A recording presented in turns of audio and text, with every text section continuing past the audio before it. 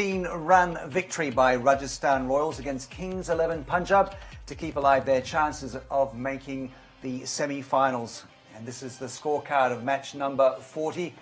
It was really a low-scoring game. Scoring was difficult to come by there in Jaipur.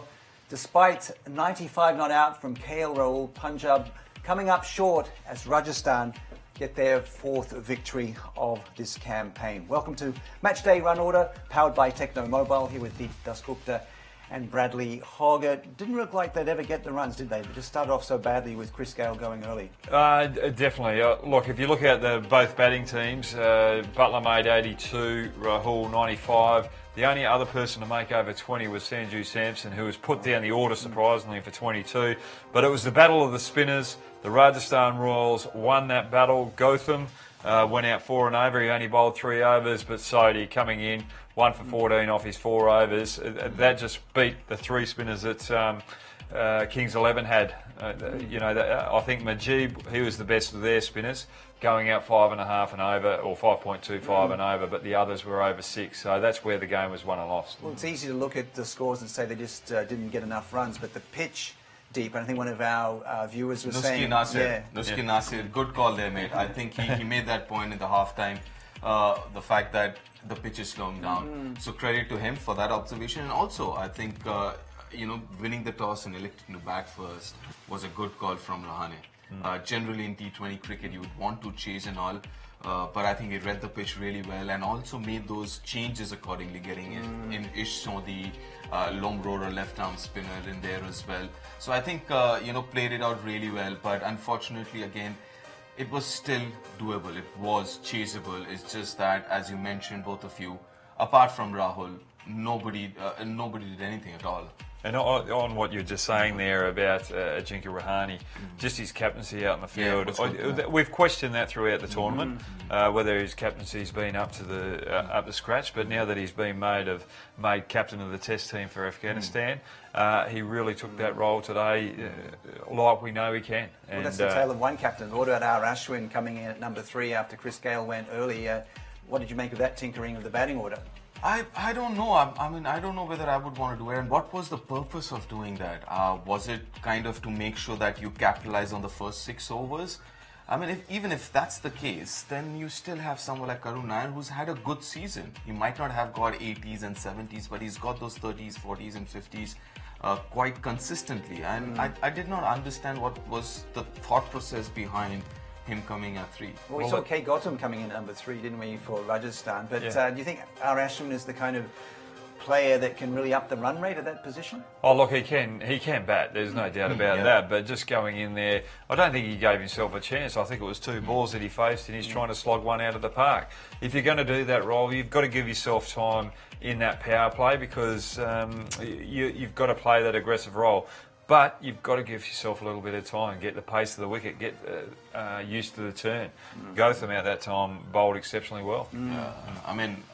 It's a big day for him. He's got a caller for India A as well, so that's a big day, and he celebrated it with a really good performance with the ball. And the way that Rahane rotated his spinners, because they were key, weren't they, in keeping Kings 11 Punjab in check? Yeah, look, there's only one question mark. Gautam, he went out 4 and over. He only bowled 3 overs, and he did the same the game before. The most economical bowler, and he's not bowling him out. So that's probably the only little question mark that I have with Rahane's captaincy. How he's going to use his spinners, especially when they're on top of the opposition. I know he's got Archer there who's bowled exceptionally well. The only thing with Rajasthan Royals is Unadkat. He's gone for 9 and over again. A perfect opportunity to close the game out, and he didn't. So, well, they'd already won the game, but he didn't finish off as well as what we'd like. And a word about Jos Buttler's innings, which was crucial for Rajasthan Royals. Yeah, it was very, very crucial. But now if you look back to that innings again and revisit it, and it was very, very crucial, those 80-odd runs, because he kind of held that innings together. And it was very similar, as Hoggy mentioned, if you look at the batting innings of both Kings 11 and RR, very similar in nature. It's just that I think they got a little more help from the other batsmen in the RR dugout rather than Kings 11. And obviously the bowling was a big difference. Yeah, 82 and 58 for Butler, but he did slow down. Notice that after the power play, he just seemed to measure his innings a bit as the batting conditions got more difficult. Yeah, that was both of them did really. And batting first, it was a surprise with Butler. That's one thing that we talked about with Rouhani, his role in the team, and Butler seemed to take that role. Someone like a Butler, you don't mind him taking it to the end, but he went after the spinner, and the spinner isn't his strong point. If he just went through that spinning stage in the 16th over, so he had 3 overs left, where he's going to face pace, where he can really dominate, then that would have been the perfect innings for Butler. So, And he did win the Tata Nexon Best Striker of the Match, did Joss Butler, with that fantastic innings at the top of the order, as we mentioned. He scored at a very good rate of 141.37 with 9 fours and 1 6, 82 off 58. Yeah, he's very consistent, isn't he? Yeah, he is, and the good part is, he also, I believe, it's very difficult for us to sit in this studio and assess the pitch. It is important, and I think Butler did assess the pitch really well, because someone, especially you can understand someone like KL Rahul doing it, but Josh Butler, who's known for big hits and all, doing that just tells you how mature he is as a batsman. He's not just about hitting every delivery, he's also about pacing an innings and building an innings. We'll talk about building and not building. What about Chris Gale's first ball dismissal? And can you explain that? Falling away and getting stumped on the wide down leg side? It happens. I think he got out to the spin of the game before as well, falling over. So there's a little bit of an issue there. We thought pace and shortness was going to be the key in swing bowling, but he's got out to spin. And that's a little concern for Kings 11 at the moment, because they've got RCB, CSK, Mumbai Indians. Who else have they got to play? A difficult run home. Mumbai, I said Mumbai Indians, KKR as well. So they're not home and host. They're difficult games to play, and they'd be very worried that Chris Gale is starting to lose a little bit of touch in those last 2 games, because their middle order's not firing. They'll be going home a little bit shaky right now tonight. Yeah. That definitely would be a concern, that their middle order is not performing. I mean, they made a few changes. Akshdeep coming in today, Manoj been there for the last couple of games, and they actually are still very heavily dependent on KL Rahul and Chris Gale, and to a certain extent Runorder. Let's have a look at the table and look at how vulnerable potentially they are, knowing that they do have a difficult run home. They still have 12 points and they're still looking okay. We can see Rajasthan on 8 points, but as you mentioned, Hoggy, there's a lot of teams below them who are striking some form. Yeah, definitely. Well, RCB aren't quite out of it either at this present moment. Look, Rajasthan Royals has still got an opportunity to get into that top 4.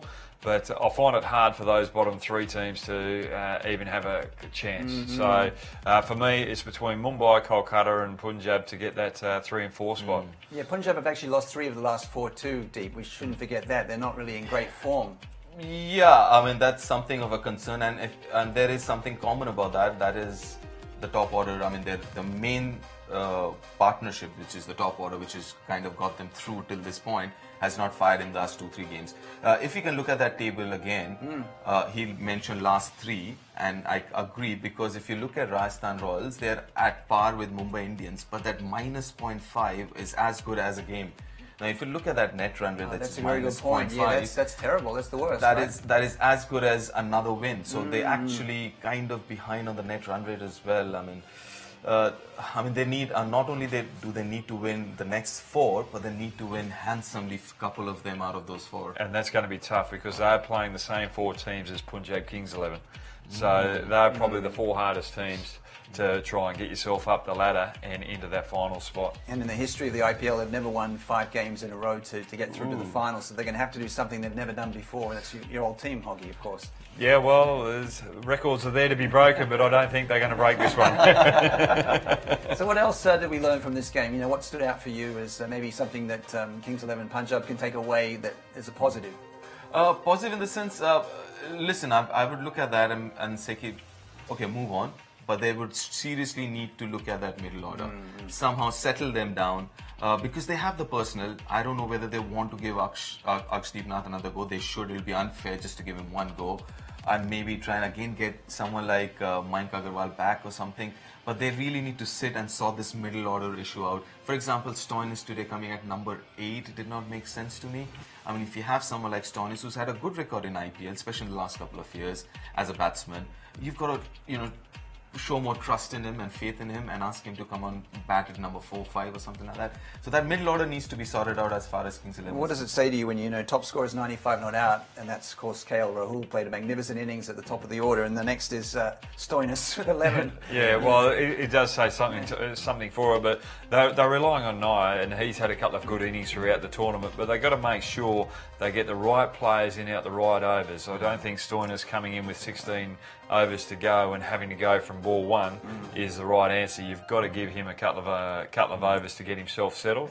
So, you know, it might be a case where they say, right, out the 12th over, we're going to send Stoinis in and give him time to settle, because we know he's one of the ones that can clear the fence consistently at the end. And I'm a big believer of what Hoggy's saying here. I'm a big believer on the batting order being flexible based on the situation of the game. So you have your openers who are set. Post the openers, it's about wickets falling at what time in that game situation. If you have a good partnership, send somebody else. If it's a 12th over, you send somebody else. 16th, it's somebody else. I'm not very fixated about batting numbers as such, and that is something they might want to look into as well. But I agree with you too. You've got Nath, you've got Tawari. They've both had an opportunity. I still reckon you've got to back Mayank Agarwal to come back in, because he's the one that's been in form. He's just been unlucky through this tournament. Yeah, but again, that's a tough one, isn't it? I mean, Arshdeep not just getting one opportunity. I know it was a difficult one. The other thing about this game today, I thought this is a big ground and the pitch was kind of on the slower side. And a big wicket, you're not going to get as many boundaries. I didn't see too much of intent in terms of running between the wicket, picking up those twos. Bigger ground would mean obviously less boundaries, but bigger open spaces where you can actually place and get those twos and threes. I didn't see that intent with the others. I mean, the kind of inning that Rahul played, if he had some kind of a help from the other end, this could have been a lot closer.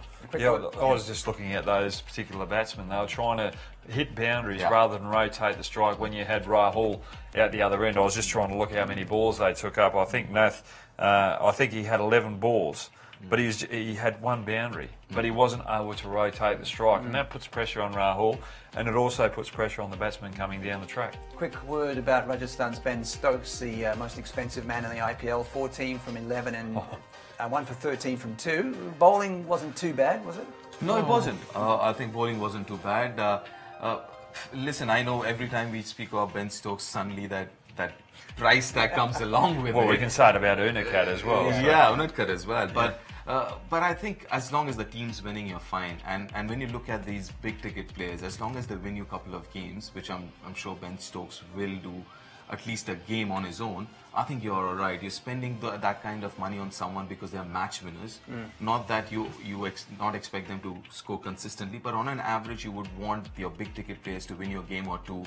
And I think then it's worth the money that you've spent. I totally agree with you there. But the thing with Ben Stokes too, what I liked about him today with the bat, and he showed it a bit the game before, that aggressiveness has come back. He's starting to feel comfortable in the game of cricket again after what's happened a couple of months ago, and we talked about that the other night. We want him to see, we want that aggressive Ben Stokes. Let's not just try and reinvent the world. You're who you are, and we know what you like, so just go out there and play that exciting brand of cricket and entertain us. And surely, if they're going to make the top 4, he's going to have to click. If he doesn't click, they're not going to make it, right? Which is true. Which, like I said, I mean, from here on, you want your big ticket players to win your game at least. So Ben Stokes wins your game. Maybe Jofra Archer wins your game. Rahane, he's some guy who needs to be consistent. So from Ara's perspective, Rahane consistent, and then Ben Stokes comes in, wins your game. Jofra Archer wins your game.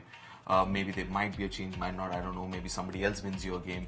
And you should be all right. But again, like I said, it's for them. It's not just about winning the next 4 games. It's also about winning a couple of them at least with a bigger margin. Well, Butler, I think, has won them 3 games. Yes. Okay, now it's time for Stokes. Archer's won them 1 game as well. So it's up to Stokes to win them a couple of games if they're going to have a chance. But, for me, it's time for them to start thinking about next year. What balance are we going to have for next year? And if they start doing that, it's still not out of the competition as such. But if they're looking for that winning formula, that brand of cricket, and they have that success at the end, then it sets them up for the next 2 years. Really quickly, your top 4. My top four? Yeah. What is it right now?